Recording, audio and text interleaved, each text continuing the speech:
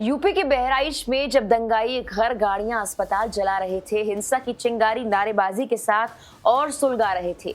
उस दौरान सड़कों पर बुलेट प्रूफ जैकेट और हेलमेट पहने ये दो महिलाएं हालात को काबू करने के लिए अराजक तत्वों से लोहा ले रही थी। माइक और डंडों के साथ ये उन्हें चेता रही थी कि अब बस बहुत हुआ। इनमें से एक है आईपीएस वृंदा शुक्ला, दूसरी डीएम आईएएस मोनिका रानी। हिंसा को काबू करने में इन महिलाओं की अहम भूमिका बताई जा रही है। आखिर क्या कहानी है इन दोनों महिलाओं की, चलिए बताते हैं इस वीडियो में।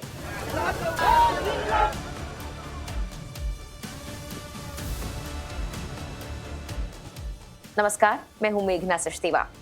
दो तस्वीरें जो उस महिला सशक्तिकरण की कहानी बयां करती हैं जिसे हम आप देखना चाहते हैं, सुनना चाहते हैं। सबसे पहले देखिए बहराइच में भीड़ को तितर-बितर करने की कोशिश करती आईपीएस वृंदा शुक्ला की ये तस्वीरें।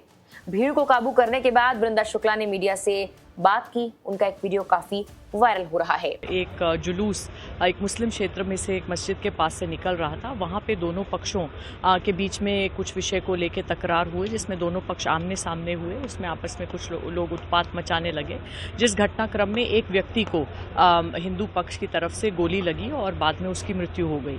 उसी के बाद एक तनाव की स्थिति उत्पन्न हुई, जिससे विभिन्न स्थानों पर जो मूर्ति विसर्जन है उसको रोक दिया गया और फिर उसका फायदा उठा के कुछ शरारती तत्वों ने उपद्रव मचाने की कोशिश की।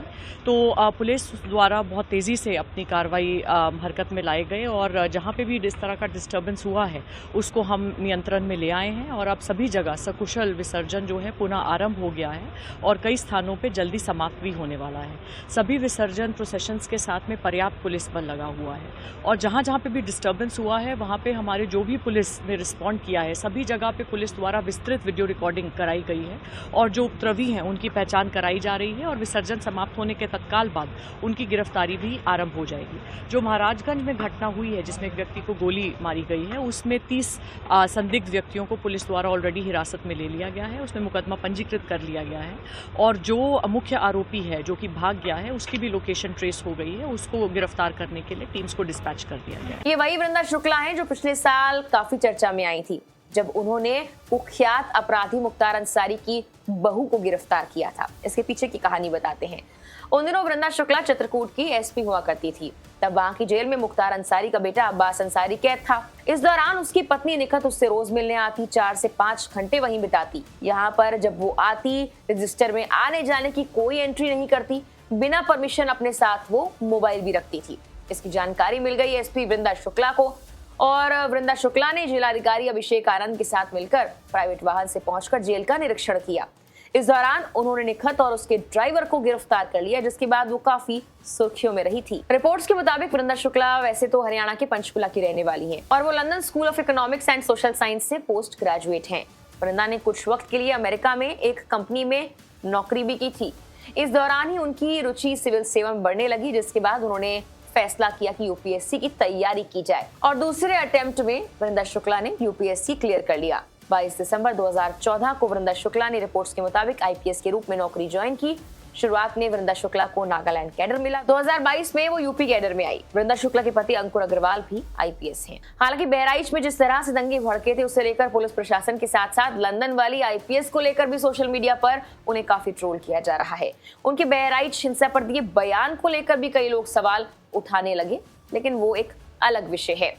अब बात करते हैं दूसरी महिला अफसर की। तस्वीरें देखिए। तस्वीरों में दिख रही ये महिला है बहराइच की डीएम आईएएस मोनिका रानी।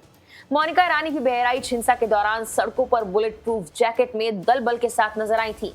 मोनिका रानी का एक वीडियो सोशल मीडिया पर काफी वायरल है। सुनिए क्या कुछ कहा उन्होंने। अभी कंट्रोल हो रही है, कंट्रोल हो रही है, कर रहे हैं, कंट्रोल हो रही है। अभी कंट्रोल हो रही है, कंट्रोल हो रही है, कर रहे हैं, कंट्रोल हो रही है। बहराइच में कुछ दिन पहले ही भेड़िए के खिलाफ ऑपरेशन भेड़िया चलाया गया था, अगर आपको याद होगा तो। डीएम मोनिका रानी के ही नेतृत्व में ये ऑपरेशन चला था। इसके अलावा भी वो कई बार चर्चा में रही हैं। मोनिका रानी की सिविल सर्विस में आने की कहानी भी काफी दिलचस्प है। मोनिका रानी ने यूपीएससी की तैयारी मां बनने के बाद शुरू की। उस वक्त उनका बेटा 8 महीने का था। वो सुबह जल्दी उठती, घर के काम निपटाती, पढ़ाई करती, फिर स्कूल में पढ़ाने जाती। वो टीचर थी।